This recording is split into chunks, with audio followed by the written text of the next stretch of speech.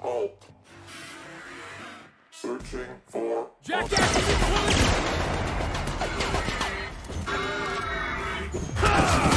That's working, boss!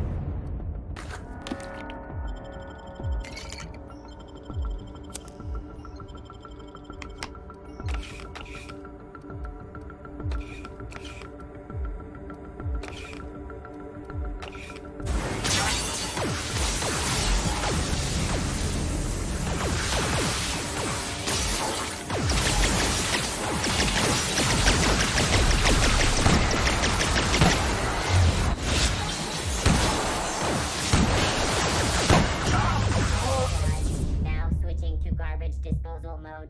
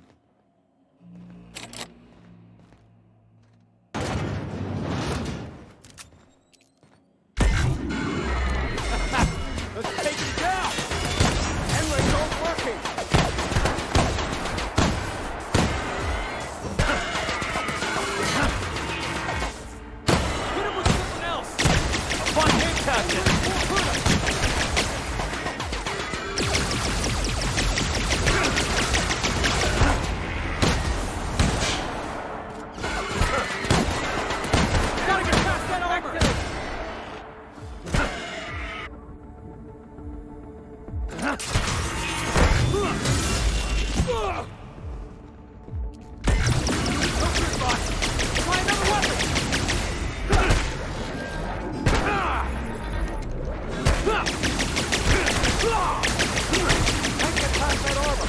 We're not getting through.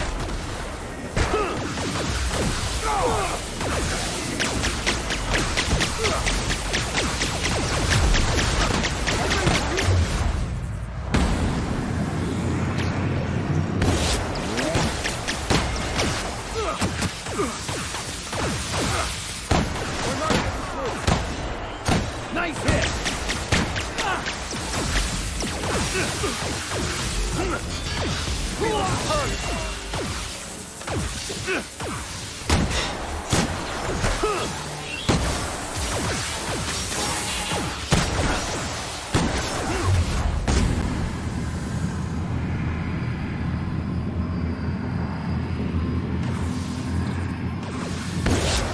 Down they go.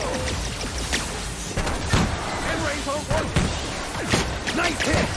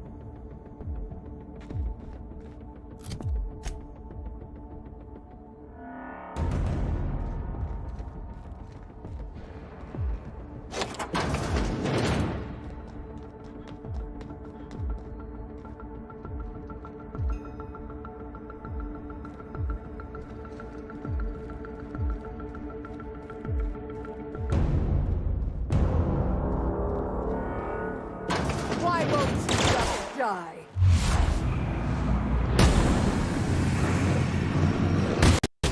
Done, Captain! Got it! Get me out of here!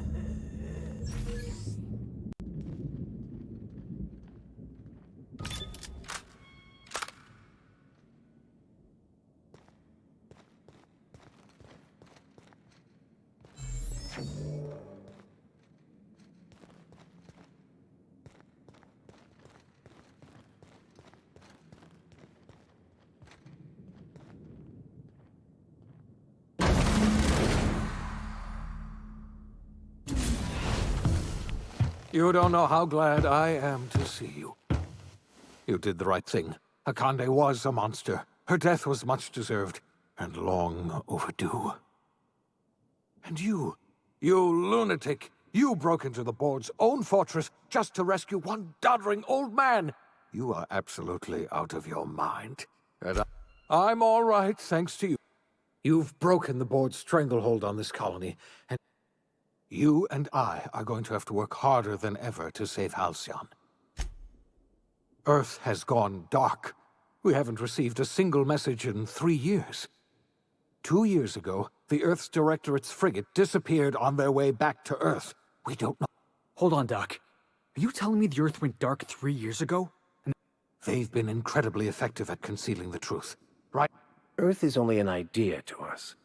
But that idea is the bedrock the colony is built upon.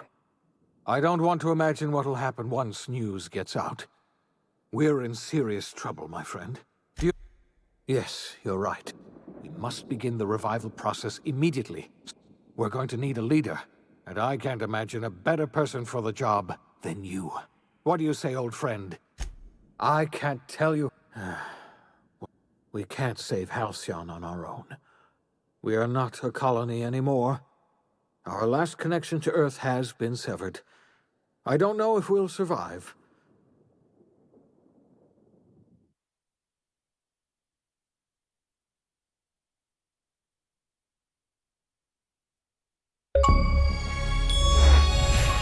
The OSI teaches that everything in the universe happens according to the grand plan. But the stranger that arrived in Halcyon was an unplanned variable. From the moment he landed in Emerald Vale, his actions altered the course of history. The events on Tartarus brought about the end of the board's authority. But the board's mistakes would haunt the colony for decades to come. The damage they left behind would require the work of a generation to repair. Dr. Phineas Wells began reviving a handful of the Hope's colonists. Engineers, scientists, technicians, and intellectuals. They were among the brightest minds the Earth had ever sent out into the stars. The Hope scientists and engineers woke up in a colony descending headlong into total collapse. With no way to return to Earth, they had no choice but to band together and devote themselves to the cause of saving Halcyon. The people of Halcyon were nothing if not hardy. In the absence of the board's authority, many of the colony's settlements banded together with a single purpose in mind: survival. Life was especially hard in the years to come. Some towns dissolved by attrition and starvation, but most of them found a way to carry on. In the years to come, Halcyon was forced to reckon with its newfound freedom. The board was gone, and for better or worse, the colony was responsible for its own destiny. Sanjar's civil liberties and worker-centric policies were slow to catch on with the other corporations. But as Halcyon began its long, arduous journey toward recovery, many of Terra 2's smaller townships started adopting MSI's alternative corporate structure, and eventually became entirely self-sufficient. In the coming years, many of these townships managed to eke by, where otherwise they might have starved. Consumed by paranoia, Lilia Hagen took Sublight Salvage in a controversial direction, openly accusing board officials of an extraterrestrial conspiracy. One day, an accident at the Groundbreaker's docking bay silenced her forever. Time would tell if her replacement could keep the Sublight family together. The collapse of Edgewater left its workers bereft of any purpose in life. Most of them made their way to Adelaide McDevitt's camp, hoping to ingratiate themselves into her favor. Adelaide accepted only a few to her community. The rest were turned away and likely died of starvation. Nevertheless, Adelaide's camp grew into a well-established town. Adelaide McDevitt refused to cooperate with the ongoing effort to save Halcyon from collapse. A sympathetic deserter stole a copy of her research and delivered it to the Hope's scientists. It is unclear how useful Adelaide's research was. An optimistic estimate suggests her work may have bought Halcyon another few years of survival. Adelaide would never know. She died that winter. Under the leadership of Junlei Tennyson, the Groundbreaker held firm against corporate influence. The ship's mechanical stability gave Junlei the time to educate a promising generation of engineers, schooled in her family's traditions. The future of the Groundbreaker looks promising. The rediscovery of the Hope and the abandonment of the lifetime employment program forced Byzantium to come to terms with some uncomfortable realities about the state of Halcyon. While Byzantines were reluctant to surrender the luxuries they'd grown accustomed to, the board's diminished authority gave them little choice in the matter. Nearly everyone had to learn to make do with less. Some even had to get jobs. It was a dark time indeed. Your influence shifted Ellie's perspective.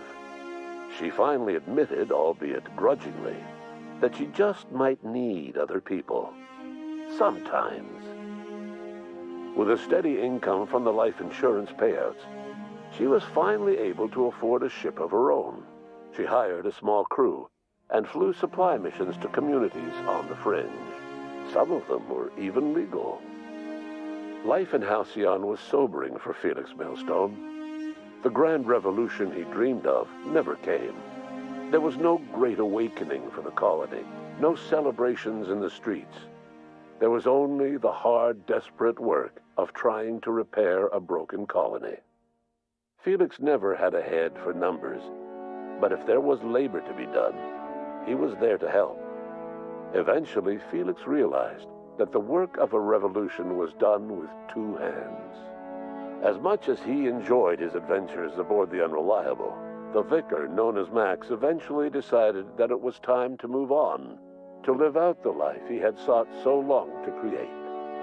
He knew there were many in the colony who carried burdens much worse than the ones he had struggled with, and he devoted himself to easing their suffering wherever he could. He only ever took up arms again to defend the defenseless. Unshackled from a lifetime of striving and fighting the universe and himself, Vicar Maximilian de Soto was finally at peace. Once the matter with the Hope colonists was resolved, Junlei bashfully asked Parvati if she'd like to join her permanently on the Groundbreaker, and Parvati enthusiastically, if somewhat awkwardly, agreed. The stories of her adventures spread across the colony, and Parvati soon found herself the center of attention. Having served as the engineer of a renowned spacecraft, tramp freighters and wildcat miners sought her out by name, and in no time, she was a fixture in the Groundbreaker's mechanical ecosystem. She and Junlei were never far apart. Nyoka returned to Monarch to take another crack at making a permanent life for herself. She formed the Charon Group, an MSI subsidiary of ragtag survivalists and wilderness experts. Anyone in need of a guide, or just looking to throw back a beer and swap stories, could find her camping on the trail or clearing an infestation. The SAM unit that accompanied you spread awareness of the product line's superior sanitation and maintenance capabilities across what was left of the colony. This led to a boost in SAM unit sales. Did you know that SAM units are the longest-lasting, toughest-acting cleaning solution in Halcyon? Minister Clark was released from house arrest, and his contact with you gave him a sense of renewed purpose and vigor. Once it became clear that no help would be coming from Earth, he threw his considerable efforts and talents into helping Halcyon manage the crisis before it. As for Dr. Phineas Wells, he spent his remaining years in his orbital lab. Though he was always haunted by the failures of his past, he was determined to make things right by building toward the future. The revival project was hard and painful work, but in the end, despite limited resources, over half the Hope's colonists were successfully revived. Even after Wells passed away, the Hope scientists and engineers worked night and day to pull Halcyon from the brink of collapse. Their efforts continue to this day, which may be reason enough for optimism. Dr. Wells laid the groundwork for the project to save the colony, but he would never live to see the fruits of his labor. He passed away a few years later. His work was carried on by the scientists and engineers he revived. Life will never be the same in Halcyon. It is widely agreed that the colony has a chance of stabilizing within a generation, owing to the hard work and determination of the surviving colonists. Recovery is a distant goal, and the path is long and uncertain. But the people of Halcyon carry on, determined as ever. And what about you, the unplanned variable in the history of Halcyon? Long after Wells passed away, you carried on his work with more energy, determination, and brilliance than he could ever muster. The years that followed were hard, but Halcyon survived by the efforts of the Hope's most promising colonists, the greatest of which was you. No one knows what's happened to Earth, and no one knows what the future has in store for Halcyon. All we know for certain is this: the name of the Unreliable and that of its intrepid captain will remain the subject of countless stories for years to come.